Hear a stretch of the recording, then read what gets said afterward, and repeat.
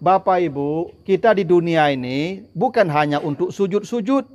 Ada tugas sosial kita. Itu kenapa Allah ingatkan di wahyu pertama itu, khalaqal insana min alaq. Kamu diciptakan dari alaq. Alaq itu hidupnya tergantung. Amal yang paling hebat itu seperti inilah. Ada yang kematian kita datang, menghibur dia. Ada yang dapat nikmat kita datang, ucapkan selamat. Ada yang kesulitan kita bantu semampu kita. Itu amal terbaik manusia. Jangan Bapak Ibu sibuk-sibuk saja beramal, beribadah kepada manusia. Tidak peduli kok kau mati, tetangga matilah, kok kau sakit-sakit lah, kok kau hilang-hilang lah. Tidak ada peduli. Duit surang saja Pak. Itu tidak ada harapan masuk surga tu. Allah sebut paling hebat itu di samping salat dan peduli kepada manusia, berbuat baik kepada manusia. Ada yang tidak kalah hebatnya. Tadi kan menjaga mulut kan. Yang kedua menjaga farad. Makanya Bapak Ibu yang paling banyak mau orang ke neraka itu dua kata Nabi, mulut dan faradnya. Menjaga ini yang paling penting Pak. Oh kalau Bapak yang sudah tua-tua, alhamdulillah selesai Bapak Ibu sudah. Yang anak-anak kita yang muda-muda nih, yang paling banyak mencelakakan manusia yaitu itu makanya setan lu bersumpah di hadapan Tuhan. Apa sumpah setan? Summa atiyannahum min baini aidihim wa min khalfihim wa an aimanihim wa an syama'ilihim. Kata Allah, kata setan, ya Allah saya izinkan ya, saya datangi manusia dari depan, belakang, kanan, kiri. Jadi setan itu minta diberi izin menguasai manusia, datang ke manusia dari 4 arah, depan, belakang, kanan, dan kiri. Hebatnya yang dari depan itu bahasa setan, min baini aidihim. Bukan min amamihim. Kalau depan itu amam. Tapi setan tidak mengatakan amam, antara dua tangan mereka.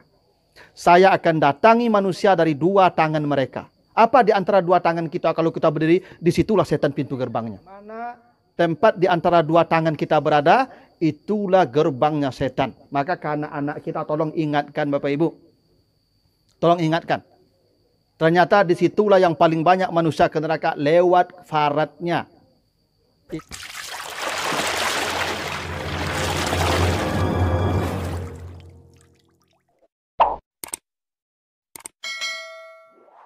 Assalamualaikum warahmatullahi wabarakatuh.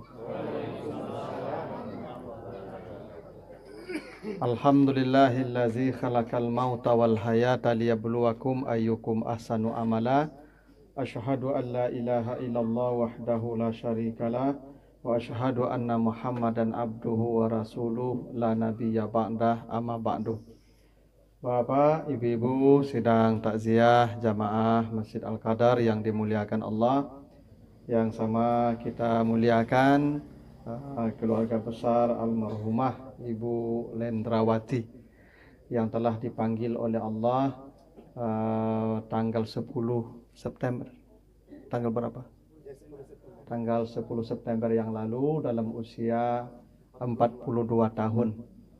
Berarti seusia saya Bapak Ibu ya. Berarti saya juga harus siap-siap. Ya. Apalagi Bapak Ibu ya yang sudah pensiun ya. Saya saja memang sudah harus siap. Sudah 42 pas seusia saya. Sebagai seorang beriman, Allah memerintahkan kita mengucapkan kalimat istirja setiap ada musibah yang datang.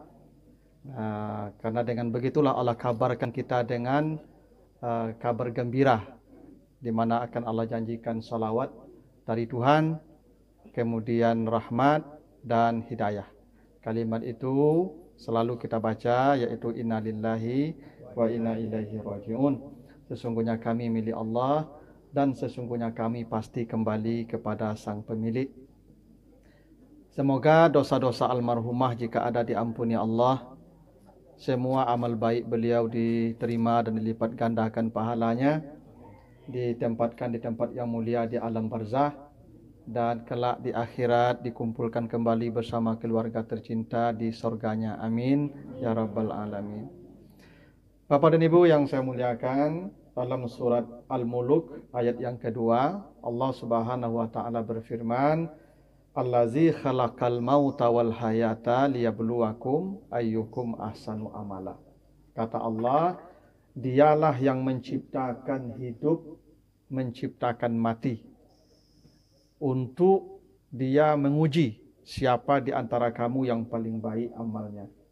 Jadi kata Allah, hidup itu diciptakan, mati juga diciptakan. Jadi hidup itu makhluk, mati itu juga makhluk. Jadi kematian itu Bapak dan Ibu adalah makhluk Allah. Makanya katalah khalaqal mauta. Dia yang menciptakan kematian. Berarti kematian itu diciptakan Allah. Karena kematian diciptakan Allah, maka kematian itu makhluk seperti kita. Itu kenapa kematian itu mendatangi kita. Ya, kata Allah wa anfiqu mimma razaqnakum min qabli ayyatiya ahadakumul maut. Berinfaklah kamu sebelum kematian mendatangimu. Berarti kalau dia mendatangi kita seperti kita. Ya. Di ayat lain kata Allah wajaat sakratul mauti bil haq. Ya, sakratul maut pasti mendatangimu. Nah, jadi kematian itu nanti mendatangi kita, Pak. Bukan kita yang mendatangi dia. Dia yang mendatangi kita. Nanti kita lihat bentuknya, wujudnya. Nanti ada sebuah hadis sahih, Bapak Ibu. Ketika penduduk sorga sudah di sorga, penduduk neraka sudah di neraka, maka al-maut itu atau kematian itu dihadirkan Allah. Ditanyalah penduduk neraka, kalian tahu enggak ini apa? Maka mereka jawab, kami tahu ya Allah. Itulah al-maut. Karena mereka dulu melihat itu. Dan mereka merasakan itu. Maka kata mereka, ya Allah, tolong jangan matikan dia. Sebab kalau dia mati nanti abadi dalam neraka. Lalu dibawa pula ke penduduk sorga. Tahukah kalian ini apa? Penduduk sorga menjawab, itu al-maut. Yang dulu kami mendatangi kami dia dan kami merasakan dia. Maka kata penduduk sorga, ya Allah, matikan dia. Maka Allah memerintahkan agar al-maut itu dibawa ke antara surga dan neraka. Maka disembelihlah al-maut itu. Dan al-maut itu katanya dirupakan seperti kibas atau domba. Ketika al-maut itu disembelih, dimatikan, maka penduduk surga kekal di dalam surga. Karena tidak ada lagi kematian, penduduk neraka pun kekal dalam neraka. Jadi kematian itu sekarang masih ada. Dan karena itu kita akan terus mati. Kapan kita tidak mati lagi? Kalau kematian tidak ada lagi. Jadi ada kalanya al-maut itu nanti dihilangkan Allah. Ketika al-maut itu dihilangkan Allah, baru kita tidak mati-mati lagi. Barulah kekal dalam surga, tidak mati-mati lagi itu. Karena al-maut itu ciptaan, selama dia ada kita akan tetap mati. Kapan kita berhenti mati? Kalau dia tidak ada lagi, Pak. Itulah kenapa di surga nanti itu kita masih belum aman kalau al-mautnya belum dimatikan. Penduduk neraka yang paling diinginkan kalau bisa al-maut itu tidak mati-mati. Kenapa? Karena masih ada harapan dia mati di neraka itu. Karena penduduk neraka itu, Pak, nanti berharap mati.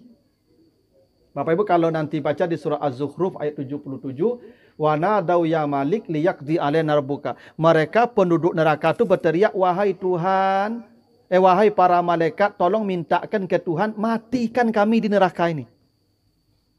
Karena tidak kuat lagi menghadapi neraka, maka mereka minta mati. Kenapa? Mereka pernah merasakan mati. Dan ternyata mati lebih ringan daripada masuk neraka. Itu kenapa penduduk neraka nanti, Pak, minta mati. Ya malaikat, katanya, hayya malik liyaqdi alaina rabbuka. Tolong matikan kami, minta ke Tuhan matikan kami di sini. Mati ini kan sakit, Pak. Kita akan takut mati itu. Nanti penduduk neraka yang paling dirindukannya mati itu. Kenapa? Ternyata dasar neraka itu tidak bisa dibandingkan dengan sakitnya mati. Walaupun mati sakit, tetap mereka rindu mati. Itulah kenapa ketika kematian hendak dibinasakan Allah, penduduk neraka berteriak, jangan ya Allah. Jangan. Penduduk surga segera ya Allah binasakan. Agar kami abadi, tidak mati lagi di surga ini. Ini Bapak Ibu, ya kematian itu tetap akan datang ke kita selama dia masih ada. Sekarang dia masih ada, Pak. Maka kita terus akan mengalami kematian itu. Tapi kata Allah, untuk apa diciptakan mati? Hidup untuk apa diciptakan? Mati untuk apa diciptakan? Liyabluwakum ayyukum ahsanu amala. Agar Allah tahu siapa amalnya yang paling baik. Kalau kita tidak mati-mati, Pak, saya yakin tidak ada orang beramal, Pak. Saya yakin kalau tidak ada lah mati, Pak, tidak yakin apa kamu saji lah. Kamu nggak kamu saji, Pak. Ya, tak? Kita ke masjid ini beribadah, sujud, malam, tahajud, baca. Karena kita yakin akan mati. Orang yang amalnya buruk karena keyakinan kematian itu rendah. Orang bermaksiat karena tidak yakin mati, Pak. Kalau dia yakin mati, pasti amalnya yang paling baik. Ginilah, Bapak Ibu kalau dikasih tahu oleh malaikat datang pemberitahuan, Pak, apa minggu besok? Misalnya Pak Am dikasih tahu nih, datang sore. Kan, Pak Am hari minggu besok. Ya, habis maghrib. Saya yakin Pak Am kok tak kakadai leko, Pak. Beliau tak akan mengurus dunia leko. Dari subuh sampai subuh duduk di masjid berzikir tu mah.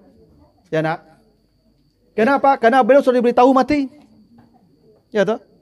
Itu bukti orang kalau tahu dia mati, kalau yakin dia akan mati, dia pasti amalnya ahsanu amalah. Pasti amalnya yang paling baik. Jadi tujuan kematian itu supaya kita amalnya paling baik. Makanya orang yang hobi maksiat pasti tidak yakin dan tidak percaya akan mati, Pak. Kalau dia percaya mati, pasti amalnya bagus. Makanya Bapak Ibu coba. Manga Bapak Ibu nak tua-tua rajin ke masjid? Hah? Manga kalau lah pensiun ko rajin ke masjid? Dek lah yakin lah dake. Itu tuh. Dulu ketika muda, payah membawa ke masjid. Kini lah lapuk, baru ke masjid. Bakok masjid kini ko, tak tinggal masjid lah. Dek lah yakin ke mati lah. Dia yakin tak? Itu buktinya makin yakin kita dengan mati, makin baik amal kita. Allah menciptakan mati itu tujuannya liyabluwakum ayyukum ahsanu amala. Supaya Allah tahu siapa amalnya yang paling baik. Kalau Bapak Ibu, makanya kata Nabi begini, kalau kau berada di pagi hari, fala tantaziri al-masa. Jangan kau tunggu berbuat baik di sore hari. Kalau kau berada di sore hari, jangan kau tunggu berbuat baik di pagi hari. Nabi mengajarkan kita jangan merasa hidup 24 jam. 12 jam saja paling lama. Bapak Ibu yang sore ini, jangan menunda ibadah nanti besok pagi. Jangan. Kenapa? Boleh jadi pagi tidak bangun. Bila berada di pagi hari, jangan menunda amal nanti sore. Jangan. Kenapa? Boleh jadi pagi terakhir yang kita melihat matahari pagi itu. Nanti sore matahari terbenam, kita tidak melihatnya. Banyak orang begitu, Pak. Pagi masih bersama kita, sore sudah hilang. Sore bersama kita, pagi tidak ada lagi bersama kita. Kalau begitulah kita yakin hidup ini, Bapak Ibu, tidak mungkin kita bermaksiat. Dan tidak mungkin kita lalai-lalai beribadah. Itu rahasianya Allah ciptakan kematian. Supaya Allah uji siapa amal kita yang paling baik. Nah, menariknya Allah tidak mengatakan yang paling banyak amal. Allah tidak mengatakan aksarukum amalan. Tidak. Tapi aksarukum ahsanukum amalan. Yang Allah inginkan itu bukan amal yang banyak. Tapi amal yang terbaik. Ayyukum ahsanu amala. Bukan ayyukum aksaru amala. Karena banyak orang beramalnya banyak tapi bobotnya rendah. Ada orang amalnya tidak banyak tapi bobotnya tinggi. Allah ingin kita amalnya bobotnya yang tinggi. Bukan kuantitasnya tapi kualitasnya. Makanya Bapak Ibu, ada tuntunan Allah dalam Al-Quran. Kalau kita ingin mendapatkan ahsanu amala ini, nanti dibaca surat Al-Mu'minun. Ayat 1 sampai ayat yang ke-11. Kan begini, Allah menjanjikan satu tempat di akhirat namanya Firdaus. Ulaika humul warisun. Allazina yarisunal Firdaus. Kata Nabi, sorga itu ada 100 tingkat, Pak. Jarak dari satu sorga ke sorga kedua itu, kata Nabi, masiratu khamsimi'ati am. Jarak tempuh perjalanan 500 tahun. Itu jarak dari satu ke dua. Dari dua ke tiga itu 500 tahun pula tuh, Pak. Jauhnya sorga tuh, Pak. Masya Allah. A'laha Firdaus. Yang paling tinggi itu Firdaus. Sorganya para nabi, para syuhada. Kalau sorganya itu paling tinggi, pasti karena bobot amalnya paling baik. Tidak mungkin sorga paling tinggi bobot amalnya ringan, Pak. Kalau bobot amalnya ringan, mungkin sorganya ya di bagian-bagian emperan lah, Pak. Tidak mungkin lah kalau amalnya minim, lalu diangkat ke sorga paling tinggi. Pasti amal yang terbaik, sorganya paling baik. Allah sebutkan, qad aflahal mu'minun. Beruntunglah orang beriman yang amalnya yang paling baik, yang dapat sorga Firdaus tadi. Siapa mereka? Satu, di antaranya kata Allah, allazina hum fi salatihim khashi'un. Mereka salatnya khusyuk. Inilah ahsanu amala. Amal yang terbaik itu salat kalau sampai ke level khusyuk. Bila orang khusyuk salatnya, surganya Firdaus. Surga Firdaus paling tinggi, paling mewah, paling hebat. Karena itu salat yang bermutu khusyuk. Dan khusyuk salat itu adalah amal yang paling baik. Bila Bapak Ibu sudah mencapai level khusyuk salatnya, maka itulah ahsanu amala. Begini. Kapan orang bisa khusyuk salat? Baca di Al-Baqarah 4546. Wasta'inu bis-sabri was-salah wa innaha lakabiratun illa 'alal khashi'in. Salat itu berat kecuali bagi orang yang sudah khusyuk. Siapa yang khusyuk? Allazina yazunnuna annahum mulaqu rabbihim wa annahum ilaihi raji'un. Mereka ketika salat yakin akan kembali kepada Tuhannya setelah salat. Apa artinya itu? Orang yang khusyuk salatnya, orang yang yakin setelah salat mati. Wa annahum ilaihi raji'un. Bapak Ibu tidak akan pernah khusyuk salat kalau masih meyakini nanti Isya masih salat. Bapak Ibu yang nanti salat Isya tidak akan khusyuk kalau subuh meyakini masih ikut salat. Orang yang sampai ke level khusyuk kata Allah, allazina yazunnuna annahum mulaqu rabbihim. Mereka yakin akan segera menghadap Allah dan mati. Begitu salat terakhir. Jadi salat yang khusyuk itu Bapak Ibu harus yakin bahwa setiap salat itu terakhir. Jangan Bapak Ibu yakin lagi nanti salat subuh. Jangan. Gini. Biasanya begini Pak. Kalau kita diberitahu kematian pasti kita biasanya itu maksimal. Ibu kalau dikasih tahu apa lah ibu jadwal matinya 2 hari lagi. Yakin ambu apaku jo kandaknya bagi. Enak. Apa yang teragak dia pak ko bagi. Mulai jadi martabak Mesir jam 1 baca harian sepanjang kota Padang ko bak ke mati leh. Gitu. Kini bak kok sambal tempe tahu jo lama makan leh itu. Itu Pak. Ibadah juga begitu Pak. Kapan khusyuk itu? Ketika orang meyakini akan bertemu Tuhan setelah salatnya. Banyak orang Bapak dan Ibu tidak sempat selesai salat malah sudah dipanggil Tuhan. Banyak orang sedang ruku terjatuh, sedang sujud tak bangun lagi, sedang duduk tahiyat tak berdiri lagi. Banyak kasus begitu. Sangat banyak. Karena itu jangan pernah meyakini salat itu akan ada lagi setelah salat ini. Begitu cara khusyuk. Dan itulah kenapa kata Allah, khusyuk itu surganya Firdaus. Surga Firdaus, surga yang paling tinggi, paling hebat. Maka yang paling hebat salat yang khusyuk. Dan salat yang khusyuk ada hubungannya dengan kematian. Jadi salat yang khusyuk itu adalah amal yang terbaik. Karena itulah Bapak Ibu, memang ibadah yang paling hebat itu salat. Amal pertama yang akan dihisab nanti di akhirat, salat. Bila salatnya bagus, maka aflaha wa anjah. Selesai urusannya. Itulah kenapa Bapak Ibu, sebisa mungkin di masjidlah salatnya. Karena salat di masjid itu pasti lebih baik dari sendiri di rumah.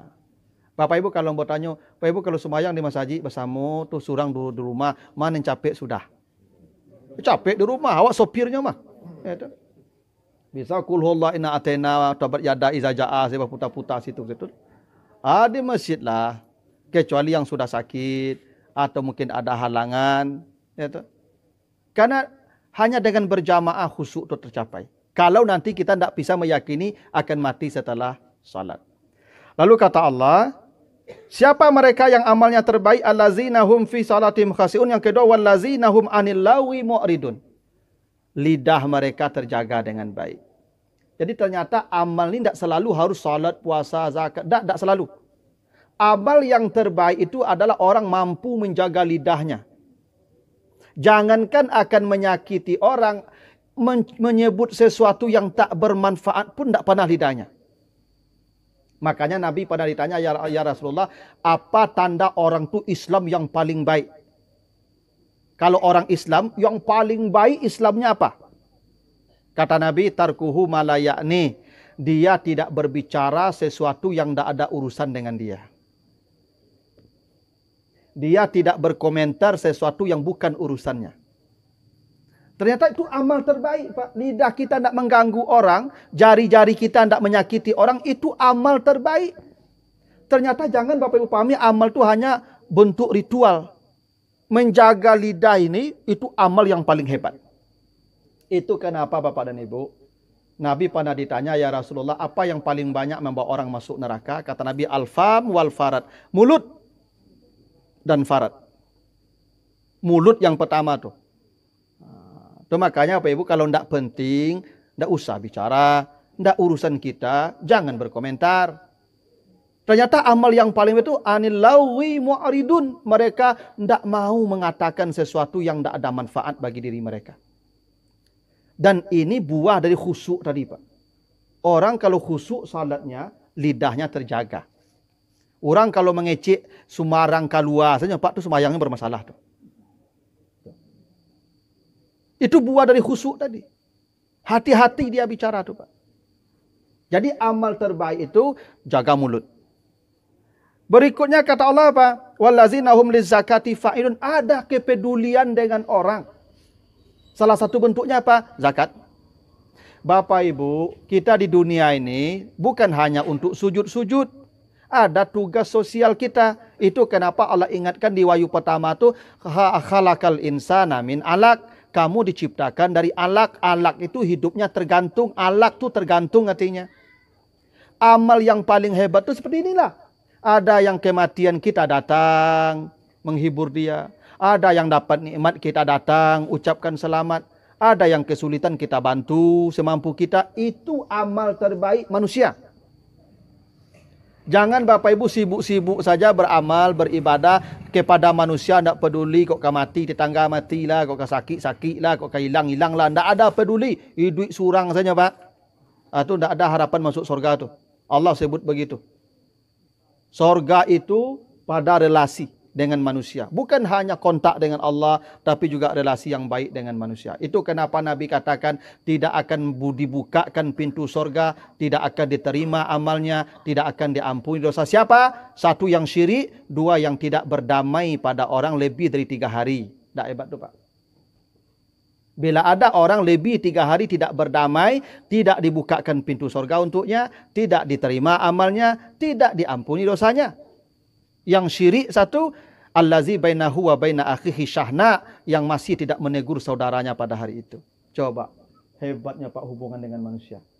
Kadang ibu-ibu kalau setahun jadi tetangga ndak iba sapuan lah. Kamu saji rajin. Ya toh? Itu ibu sapuan alai, jadi belok alai. Mati beko. Iya kalau apa-apa paling 2 hari itu elok le tu. Ibu-ibu kadang setahun tu je le. Ya toh? Sumayang mas saja rajin kamu saji. Belok le ibu, mati beko malam. Beko percuma saya beribadah selamanya. Nah, yang terakhir kata Allah, wallazina hum li furujihim hafizun. Mereka selalu menjaga farad mereka. Jadi ternyata Bapak Ibu, amal yang paling hebat itu di samping salat dan peduli kepada manusia, berbuat baik kepada manusia, ada yang tidak kalah hebatnya. Tadi kan menjaga mulut kan? Yang kedua menjaga farad.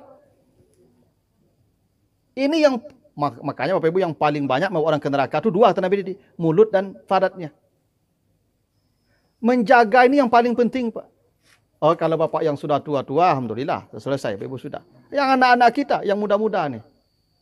Yang paling banyak mencelakakan manusia yaitu itu makanya setan lu bersumpah di hadapan Tuhan. Apa sumpah setan? Summa la'atiyannahum min baini aidihim wa min khalfihim wa an aimanihim wa an syama'ilihim. Kata Allah, kata setan, ya Allah saya izinkan ya, saya datangi manusia dari depan, belakang, kanan, kiri. Jadi setan itu minta diberi izin menguasai manusia, datang ke manusia dari 4 arah, depan, belakang, kanan dan kiri. Hebatnya yang dari depan itu bahasa setan min baini aidihim, bukan min amamihim. Kalau depan itu amam, tapi setan tidak mengatakan amam, antara 2 tangan mereka. Saya akan datangi manusia dari 2 tangan mereka. Apa di antara 2 tangan kita kalau kita berdiri? Disitulah setan pintu gerbangnya. Di mana tempat di antara 2 tangan kita berada, itulah gerbangnya setan. Maka karena anak kita tolong ingatkan Bapak Ibu. Tolong ingatkan. Ternyata disitulah yang paling banyak manusia ke neraka lewat faradnya. Itu kenapa disetarakan Allah. Khusyuk salatnya, zakat dia tunaikan, lidahnya dijaga. Yang paling hebat juga kata Allah, faradnya dijaganya. Makanya Bapak Ibu sekarang anak-anak kita ni Masya Allah. Dulu wak camir pak anak gadi ko, maghrib ko nak je pulang bercari nak. Ikulah tengah malam anak gadi pulang sanang sewaknya pak. Ya tu. Oh khawatirlah Bapak Ibu tu. Ya. Kini Masya Allah Pak, itu di mall-mall, di kafe-kafe, Masya Allah di Padangko kafe menjamur Pak. Yobana menjamur kafe di Padangko Pak. Sampai tengah malam itu berkumpul laki-laki perempuan, Masya Allah. Dan tidak ada yang peduli. Dekat-dekat kampus kafe-kafe menyalur sadonya Pak. Sampai malam. Dan ambo tak mencari orang masuk kafe kau yang lapuk-lapuk capai ibu kau. Kau tak ada di kafe Merdeka kau. Di kafe itu pasti yang sege-sege Pak, yang rancak-rancak, yang wangi-wangi. Dan itu tak suami isteri. Tak yakin mau suami isteri itu. Kalau suami isteri manganya di kafe, cak dalam kamarnya. Ya tak? Siapa yang peduli ni Bapak Ibu? Kita seperti sudah permisif. Bapak Ibu cubalah berjalan malam enggak sekali Pak, malam minggu. Sampai ke tepi laut tu, Masya Allah, kafe Pak, berjejer. Sampai ke pondok, sampai itu di belakang Baitur Rahmah tu Pak, itu di sawah-sawah ada kafe Pak. Siapa yang duduk di sana? Ya anak-anak kita yang bujang-bujang, yang gadi-gadi. Allah sudah ingatkan amal yang paling baik itu menjaga faradnya. Ini tugas kita bersama Bapak Ibu yang ada kos-kosan, tolong hati-hati. Dijaga baik-baik. Kalau ada kos produksi, kok datang laki-laki tanya, manga urusan yang kamari. Kalau nak kabisanya, Bapak Ibu, dah bisa jadi cegah yang produksi ko dibuat malam, angkit saya barang kau lah, aja sikos-sekos. Kalau Bapak izinkan je, nyopai tengah malam dibuat, oh Masya Allah Pak, menjadi bahagian tu. Kan kata Nabi begitu, kalau kau lihat kemungkaran, cegah dengan tanganmu. Bapak Ibu kos, cegah dengan tangan kita. Kita punya rumah, tak boleh. Kamu bawa anak orang perempuan jam 10 malam pulang tak boleh. Kalau mau siang bawa, maghrib antarkan. Ya kalau siang urusan dialah. Karena bumi mesti terang Pak. Kalau malam, coba Bapak Ibu lihatlah, Bapak Ibu saya pulang ceramah jam 10 malam tu Pak. Kadang pulang ceramah tu jam 10 malam tu lewat. Tak ada di jalan-jalan ni yang gaik-gaik loh Pak. Yang mudo-mudo sejonda tu Pak. Bapak pasang-pasang dah tionda tu, yang dotot tahu dan bulu dah. Yang bonda sih dah banyak loh Pak. Itu Masya Allah. Lari Honda 20 nya Pak, pacik 200. Itu. Iya Pak. Jadi amal terbaik itu jaga farad. Kalau itu sudah, salatnya sudah khusyuk, zakatnya pedulinya sudah, itu mulut sudah dijaga, faradnya sudah dijaga, ulaika humul warisun, mereka lah yang Allah wariskan kepada mereka surga firdaus khalidina fiha, kekal mereka dalamnya. Itulah ahsanu amalah, amal yang paling baik. Dan kematian menjadi jalan kita mendapatkan amal yang terbaik itu. Nah, mudah-mudahan Bapak Ibu ya, almarhumah ini dijadikan Allah sebagai manusia terbaik dengan amal-amal saleh beliau selama hidup. Dan kita juga yang akan menyusul, mudah-mudahan dijaga Allah untuk tetap melakukan amal terbaik hingga kita meninggalkan kehidupan dunia ini. Lebih kurang saya mohon maaf jika ada yang kurang berkenan. Wassalamualaikum warahmatullahi wabarakatuh.